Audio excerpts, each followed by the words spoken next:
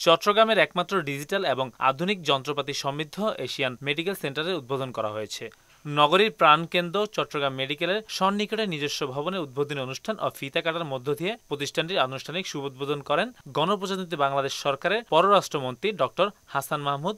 উদ্বোধন অনুষ্ঠানে সভাপতিত্ব করেন এশিয়ান মেডিকেল সেন্টারের চেয়ারম্যান আলহাজ সালাউদ্দিন আলী। উক্ত অনুষ্ঠানটি পরিচালনা করেন প্রতিষ্ঠানের ভাইস চেয়ারম্যান জনাব আলহাজ মোজাহির ইসলাম। গুণগত মানের নিশ্চয়তার, সঠিক রোগ নিরূপণ এবং কম সময়ে দ্রুত রিপোর্ট প্রদানের জন্য অত্যাধুনিক যন্ত্রপাতি সমৃদ্ধ একটি আধুনিক মানের ডায়াগনস্টিক সেন্টার। এ সময় অন্যান্যদের মধ্যে উপস্থিত ছিলেন ডাইরেক্টর, শেয়ার হোল্ডার, সাংবাদিক ও আমন্ত্রিত অতিথিবৃন্দ।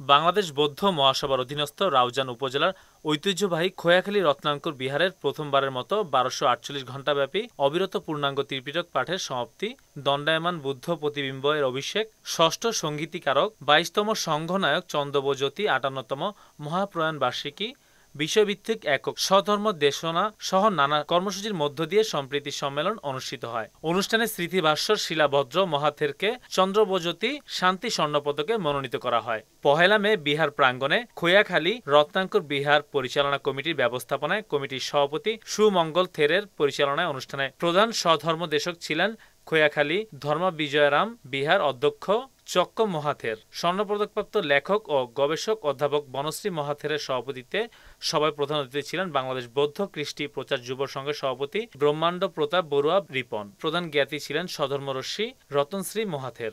উদ্বোধক ছিলেন বাংলাদেশ বৌদ্ধ কৃষ্টি প্রচার যুব সংঘের চট্টগ্রাম উত্তর জেলার সাধারণ সম্পাদক প্রকৌশলী ঝুলেন বড়ুয়া।